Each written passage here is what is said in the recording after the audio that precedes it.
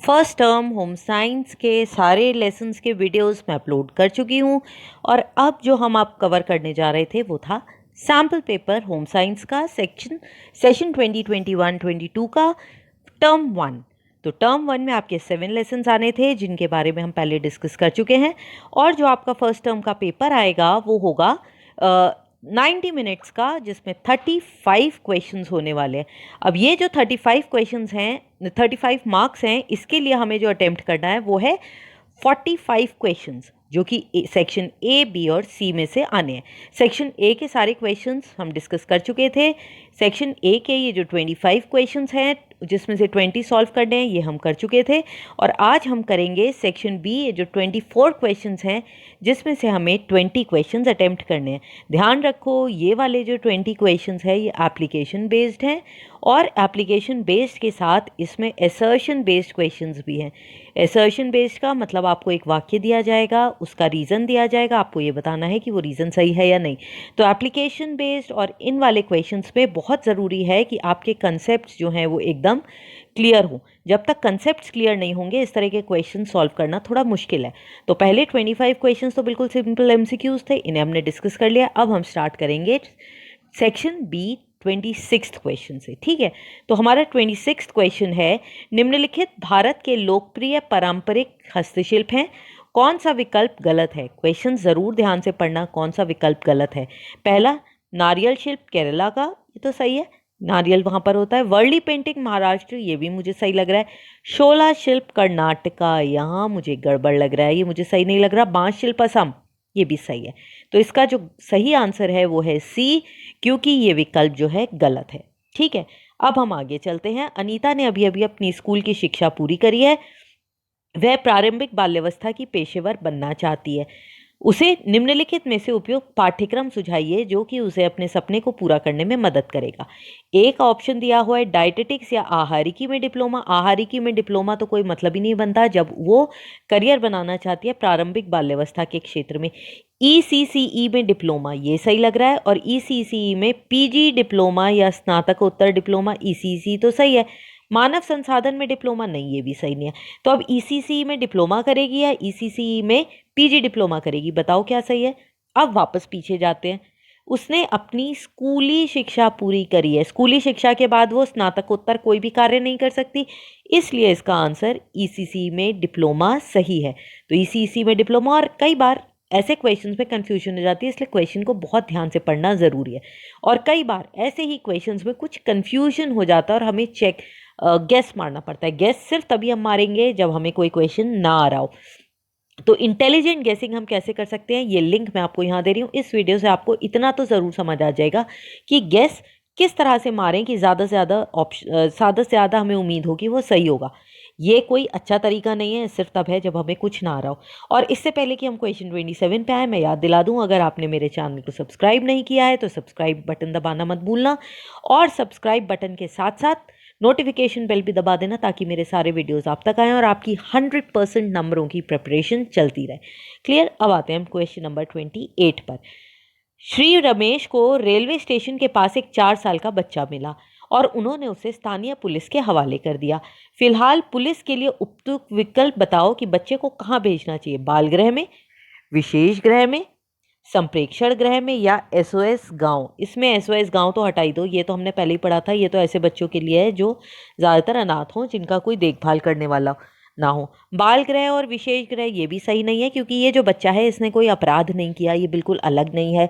मुझे लगता है ये संप्रेक्षण गृह इसका सही आंसर है, क्योंकि संप्रेक्षण गृह में ये बच्चा 4 साल का जो है तब तक रखा जाएगा जब तक उसके माता पिता उसे मिल ना जाए या उसके बारे में कुछ हमें पता ना चल जाए। तो जब उनका पता जब तक नहीं चलेगा, ऐसे बच्चों को हम रखते हैं संप्रेक्षण गृह या फिर ऑब्जर्वेशन होम। तो इसका सही उत्तर है संप्रेक्षण गृह या सी। ठीक है, तो ये भी हमारा हो गया क्वेश्चन नंबर 28। अब हम चलते हैं क्वेश्चन नंबर 29 पर। ये मैंने आपको जब लेसन पढ़ाया था तब भी कहा था कि इस लेसन में से, मतलब खाद्य प्रसंस्करण और प्रौद्योगिकी में से एक क्वेश्चन ज़रूर आएगा, हो सकता है वो मैच द फॉलोइंग की तरह आए। तो इस तरह के बहुत चांसेस हैं, इसकी तैयारी पूरी तरह से करके रखना। तो इसमें आपको निम्नलिखित का मिलान करना है। सबसे पहला है निर्मित भोजन, ये छोड़ दो। निर्मित भोजन ए, व्युत्पन्न भोजन, तैयार भोजन या सिंथेटिक भोजन। ठीक है, उसके बाद इसके चॉइसेस दिए हुए हैं, गन्ने से चीनी, डबल रोटी, भोजन में एंजाइम्स या फिर पापड़। निर्मित भोजन, इसका क्या ऑप्शन होगा? और व्युत्पन्न भोजन का बोलो। निर्मित भोजन में तो आ जाएगा हमारा पापड़। इसमें हम पापड़ को पहचान नहीं पा रहे हैं पापड़ कैसा है, लेकिन वो बना हुआ आलू का है, हमने इसमें कोई बहुत ज़्यादा प्रोसेसिंग नहीं करा है। व्युत्पन्न भोजन, गन्ने में से चीनी, गन्ने में से अगर हम कोई भी चीज़ उत्पन्न कर रहे हैं तो वो है चीनी, तो ये हो गया व्युत्पन्न। तैयार भोजन, तैयार भोजन मतलब हमारे पास कोई फॉर्मूला दिया है, कोई रेसिपी दी है जो हमने बना दी है, तो ये हो गया डबल रोटी। और सिंथेटिक भोजन बिल्कुल क्लियर है कि ये एंजाइम्स है। तो हमारे को ऑप्शंस तो मिल गए। ऑप्शंस मिलने के बाद अब नीचे आ जाओ, ए का ऑप्शन 2 तो 4, तो या तो ये ए है या फिर ये सी है। आगे देखते हैं, बी का ऑप्शन 1, बी का ऑप्शन 1, ये भी सी और ए दोनों में सही है। सी का ऑप्शन है 2, मतलब कि हमारा ऑप्शन यहाँ पर 29th का है ए, जिसमें हमारे सारे ऑप्शंस टैली कर रहे हैं। तो हमेशा याद रखना, मैच द फॉलोइंग अगर आता है तो सारे ऑप्शंस को चेक करना। हो सकता है एक भी अगर गड़बड़ हो गया तो आपका आंसर गलत हो जाएगा। तो ये मैच द फॉलोइंग भी हमारा हो गया, क्वेश्चन नंबर 29। अब हम आते हैं क्वेश्चन नंबर 30 पर। क्वेश्चन नंबर 30 ये कहता है कि श्री अनिल जो हैं वो 80 वर्ष के हैं और वो वृद्धाश्रम में रह रहे हैं। पिछले सप्ताह उनके हृदय की शिल्प चिकित्सा हुई थी, मतलब ऑपरेशन हुई थी, और उन्हें अब लगातार नर्सिंग देखभाल की आवश्यकता है। तो उनके लिए कौन सा कार्यक्रम सबसे उपयुक्त रहेगा? उन्हें अब निरंतर नर्सिंग देखभाल की आवश्यकता है, इस वर्ड पे ज़रूर ध्यान दो। मोबाइल केयर यूनिट, ये तो कुछ समय के लिए आएगा और चला जाएगा, तो ये सही नहीं है। राहत गृह, क्या ये सही है? राहत गृह सही हो भी सकता है। आगे देखते हैं, बहु इकाइयाँ, यहाँ पे तो बहुत सारे लोग होंगे तो ज़रूरी नहीं है उसको ख्याल रखा जा सके। और डे केयर, ये तो डे से ही पता चल रहा है ये निरंतर जो है नर्सिंग देखभाल नहीं दे करेगा, तो इसका आंसर होगा बी या राहत गृह। तो अगर निरंतर नर्सिंग देखभाल चाहिए किसी बुजुर्ग व्यक्ति को तो हम उसे भेजेंगे किसी राहत गृह में। तो आप आंसर हो गया बी। 30 क्वेश्चन हो गए। अब हम आते हैं क्वेश्चन नंबर 31 पर। आपके दादाजी जो गुर्दे और चबाने की समस्या से पीड़ित हैं, यहाँ 2 समस्या दी हुई हैं, गुर्दे की भी दी है और चबाने की भी, तो इन दोनों के लिए हमें ऑप्शन ढूंढना है। उनको आहार विशेषज्ञ द्वारा क्रमशः किस प्रकार के आहार को निर्धारित किया जाना चाहिए? कम प्रोटीन आहार और तैयार मृदु आहार, उच्च प्रोटीन आहार, तैयार मृदु आहार, कम रेशा युक्त आहार और तरल आहार, या उच्च रेशा युक्त आहार और सामान्य आहार। गुर्दे की अगर समस्या है किसी को तो हमें प्रोटीन तो कम ही देना पड़ता है। सबसे पहली चीज़ तो यह है कि हम उसे प्रोटीन नहीं देंगे, तो कम प्रोटीन देना है और रेशा भी कम देना है, तो सी भी हो सकता है और ए भी, ज़्यादा तो नहीं देंगे।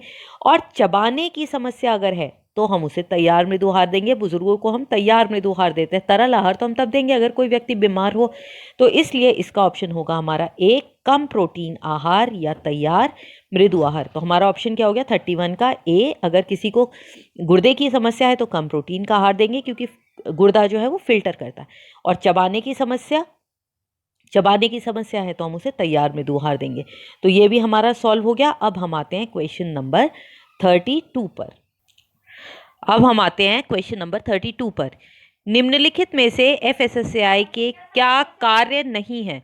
उपभोक्ताओं के स्वास्थ्य की रक्षा के लिए अंतर्राष्ट्रीय मानक स्थापित करना, खाद्य सुरक्षा और खाद्य मानकों के बारे में सामान्य जागरूकता को बढ़ावा देना, दुनिया में मानकीकरण और संबंधित गतिविधियों के विकास को बढ़ावा देना, या उन व्यक्तियों के लिए प्रशिक्षण कार्यक्रम प्रदान करना जो खाद्य व्यवसाय में शामिल हैं या शामिल होने का अब देखो यहाँ पे आया सही विकल्प चुने। अब फिर थोड़ा एप्लीकेशन हुआ ना, इन 4 में से कौन कौन से सही हैं वो ढूंढना है। तो हमारा क्वेश्चन क्या है? एफएसएसएआई का कार्य नहीं है, तो अब हम ये ढूंढते हैं एफएसएसएआई का कार्य नहीं है। अंतर्राष्ट्रीय मानक स्थापित करना, भाई मानक तो इसका कार्य ही है, तो ए तो नहीं हो सकता। खाद्य सुरक्षा मानकों के बारे में जागरूकता पैदा करना एफएसएसएआई का काम नहीं है, ये तो एक निशान है। दुनिया में मानकीकरण से और संबंधित गतिविधियों के विकास को बढ़ावा देना, ये भी इसका कार्य है। लेकिन प्रशिक्षण प्रदान करना ये इसका कार्य नहीं है, तो इसका मतलब सेकंड और फोर्थ ये दोनों इसके कार्य नहीं है। तो हमारा ऑप्शन हो गया बी, सेकंड और फोर्थ। ठीक है, तो अब यहाँ पर हमारा क्वेश्चन नंबर 32 भी पूरा हो गया। और अब हम चलते हैं क्वेश्चन नंबर 33 की तरफ।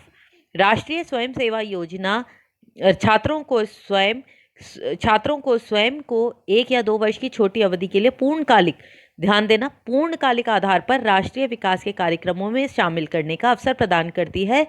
उनके द्वारा चलाए जाए कार्यक्रम कौन कौन से हैं, आपको ये यहाँ पर चूज़ करना है। तो उनके द्वारा चलाए जम्बोरियों का मतलब कोई उत्सव या फेस्टिवल करना, उनका आयोजन करना, व्यावसायिक प्रशिक्षण देना, नहीं व्यावसायिक प्रशिक्षण, क्या ये जो है पूर्णकालिक आधार पर राष्ट्रीय विकास के लिए कोई कार्यक्रम है, नहीं। प्रौढ़ शिक्षा, ये तो किशोरों के लिए है ही नहीं, छात्रों के लिए। तटीय योग नौकायान, तो ये भी सही है। तो इसमें एडवेंचर एक्टिविटी, जो एक्टिविटी बेस्ड चीज़ें हैं वो है जम्बोरिया और तटीय नौकायान। तो इसमें ऑप्शन है 1 और 4, मतलब हमारा ऑप्शन हो गया डी। ठीक है, तो हमारा ऑप्शन है 1 और 4, ये दोनों सही हैं। तो अब हम चलते हैं अगले क्वेश्चन पर, जो है हमारा क्वेश्चन नंबर 33। अब यहाँ पर भी आपको 4 ऑप्शंस दिए हैं, उनमें से आपको चूज़ करना है कौन कौन से सही हैं। शीना शहर के मशहूर प्ले स्कूल में काम करना चाहती है, उसके पास कौन कौन से गुण होने चाहिए? तो बहुत सिंपल है, बच्चों में रुचि, बच्चों के स्वास्थ्य की स्थिति का ज्ञान, रचनात्मक गतिविधियों का कौशल या पाक कला कौशल। क्या वो खाना ही बनाएगी क्या प्ले स्कूल में? पाक कला कौशल तो ये तो नहीं होता, ये तो कोई बहुत इंपॉर्टेंट कौशल नहीं है, हमें इंपॉर्टेंट चीज़ें बात करनी है। और बच्चों में रुचि, ये तो मेरे ख्याल से बहुत ज़रूरी है, बच्चों में रुचि नहीं होगी। और रचनात्मक गतिविधियों में कौशल, सारे दिन उन्हें बच्चों के साथ कोई एक्टिविटी करानी है। स्वास्थ्य स्थिति का ज्ञान, ये आहारिकी में चाहिए था। तो इसमें हो गया 1 और 3। 1 और 3 कौन सा है? ये ऑप्शन भी डी। तो 34th का ऑप्शन भी हमारा यहाँ पर डी सही है। अब हम चलते हैं अगले क्वेश्चन पर, जो है क्वेश्चन नंबर 35। रमेश पनीर निर्माण का नया उद्योग शुरू करना चाहता है, इसके लिए उसे किस ज्ञान और कौशल की आवश्यकता है? किस ज्ञान और कौशल की आवश्यकता है? संवेदनात्मक विधियों द्वारा मूल्यांकन, ये तो ज़रूरी है ही, उसे आना ही चाहिए अगर वो कोई ऐसा काम करने जा रहा है। उसके बाद विपणन योग्य उत्पादन की लेबलिंग और पैकेजिंग, जैसे ही वो निर्माण करेगा और उद्योग शुरू करेगा तो उसको लेबल और पैकेजिंग भी करेगा, ये भी सही है। खाद्य सामग्री की मौसमी उपलब्धता, ये उतना ज़रूरी नहीं है जब हमें 2 ही चीज़ें करनी है। और खाद्य प्रबंधन कौशल, ये भी उतना ज़रूरी नहीं है, क्योंकि हमारे पास सिर्फ 4 चॉइसेस हैं, तो हमें सबसे 2 सही वाली चूज़ करनी है, और वो हैं फर्स्ट और सेकंड। तो ये हमारा ऑप्शन हो गया ए, जिसमें उसे खाने की क्वालिटी चूज़ का इवैल्यूएशन करेगा, क्या वो सही है उसकी क्वालिटी या नहीं, और उसको पैक करके मार्केट में उतारेगा। ठीक है, अब हम आते हैं क्वेश्चन नंबर 36 पर। बुजुर्ग जो है वो विभिन्न कारणों से अति संवेदनशील समूह है, ये भी बहुत सिंपल क्वेश्चन है। कुछ कारण हैं प्रतिरोधक तंत्र में कमी, ये तो सही है, इसी वजह से अति संवेदनशील होते हैं। वित्तीय संसाधनों में वृद्धि, क्या उनकी वृद्धि होती है वित्तीय संसाधनों में? बहुत ही रेयर होता होगा कोई। बेहतर शारीरिक क्रिया, बेहतर नहीं, ये भी गलत ही है। एकल परिवार प्रणाली, हाँ ये भी है, क्योंकि एकल परिवार प्रणाली में जब सब अलग अलग रहते हैं तो बुजुर्ग अकेले रह जाते हैं। तो इसका राइट ऑप्शन होगा 1 और 4। तो 1 और 4 किस में है? सी में। तो यहाँ पर हमारा ऑप्शन जो है वो सी सही है, 1 और 4। तो अब आगे चलते हैं क्वेश्चन नंबर 37 में। क्वेश्चन नंबर 37 है कि स्नातक करने के बाद रीना को बहुराष्ट्रीय कंपनी में नौकरी मिल गई, लेकिन उसे इस व्यवसायी जीवन का सामना करना मुश्किल हो रहा है। ये भी सिंपल क्वेश्चन है। यहाँ व्यवसायी जीवन को बेहतर बनाने के लिए कुछ सुझाव दिए गए हैं, आप ये बताओ। परानुभूति रखें, बिल्कुल, अगर वो दूसरों के साथ सहानुभूति रखेगी तो उसका बेहतर होगा। एक रास्ता से सोचना, क्या ये हमारे जीवन को बेहतर बनाता है एक ही तरह से सोचना? नहीं। साझेदारी को प्रभावित करना, ये तो सही है, साझेदारी। और कठोर बनना, नहीं नहीं, कठोर बन के कोई जीवन बेहतर तो नहीं हो सकता। तो इसमें भी हमारा राइट ऑप्शन है 1 और 3। तो 1 और 3 कहाँ पे चलता है? सी में। तो हमारा ऑप्शन है सी। तो इन सभी क्वेश्चंस पे आप देखो कि पहले कोशिश करो कि आप आंसर ढूंढ लो। जब आप आंसर ढूंढ लो तब उस ऑप्शन को ढूंढो, तो आपके ऑप्शन का सही होने की प्रोबेबिलिटी ज़्यादा रहेगी। ये नहीं है कि नीचे के ऑप्शंस ढूंढे और उसके बाद हम क्वेश्चन को पढ़ेंगे। क्लियर? अब हम आते हैं क्वेश्चन नंबर 38 पर। क्वेश्चन नंबर 38 कहता है, श्रीमती वर्मा अपने मोहल्ले में प्री स्कूल खोलना चाहती हैं। वो प्री स्कूल खोलना चाहती है, पहले देखा था हमने नौकरी करना चाहती है। इसके लिए उन्हें ईसीसी के किन मार्गदर्शक सिद्धांतों पर विचार करना होगा? पहले, पाठ्य और सांस्कृतिक संसाधनों का मिश्रण, ये तो हमारा एक सिद्धांत है। स्थानीय सामग्री का उपयोग, ये भी हमारा सिद्धांत है। केवल पौष्टिक भोजन पर ध्यान दे, केवल नहीं, ये नहीं हो सकता कि वो सिर्फ पौष्टिक भोजन पर ध्यान दे। प्री स्कूल के लिए बहुत सारी चीज़ें। और मुश्किल काम को बढ़ावा देना, नहीं नहीं नहीं, ऐसे काम को बढ़ावा देना चाहिए जो बच्चा जिसमें इंटरेस्ट ले और करना चाहे। तो इसमें हमारे फर्स्ट और सेकंड। अब जाओ, जब आपको ऑप्शंस मिल गए तब नीचे जाओ और देखो कौन सा सही है। Option A. तो हमारा ऑप्शन ए सही है, जिसमें ए और बी क्वेश्चन सही होते हैं। ओके, अब हम आते हैं क्वेश्चन नंबर 39 पर।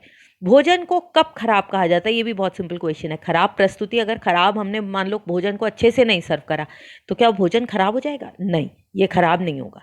बनावट में बदलाव, बिल्कुल, अगर दूध फट गया है तो वो बनावट में बदलाव हो गया, खमीर उठ गया है, खराब हो गया। बनावट और स्वाद में बदलाव, बिल्कुल, अगर स्वाद भी बदल गया है तो भी। और अगर अस्वास्थ्यकर भोजन, अगर आप पिज्ज़ा खा रहे हो, खराब थोड़ी है वो हेल्दी नहीं है लेकिन खराब नहीं है। तो इसके ऑप्शंस आप जब देख लिए तब नीचे जाओ।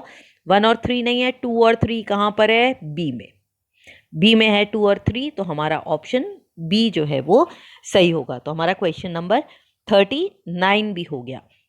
तो हमने काफ़ी क्वेश्चंस कर लिए और अब जो हमारे क्वेश्चंस हैं वो असर्शन बेस्ड क्वेश्चन हैं, जिसमें आपको 2 कथन दिए हैं, जिनमें एक सेंटेंस होगा और एक उसका कारण होगा, वो करना है। इसको हम करेंगे नेक्स्ट वाले वीडियो में। क्लियर?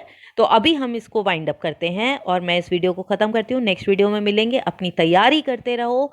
Best of luck. हमारा जो टारगेट है और हमें यहाँ पर रीकिंडल पे हमें वो अचीव करना है, वो कितना है? 100 ऑन 100। इसमें एक नंबर भी कम नहीं होना चाहिए। बस आप मेरे साथ बने रहो, चैनल को सब्सक्राइब करो, नोटिफिकेशन बेल दबाओ और जिन बच्चों को भी इसकी ज़रूरत हो उसके साथ शेयर करो। Okay, see you in the next video. Till then, bye bye.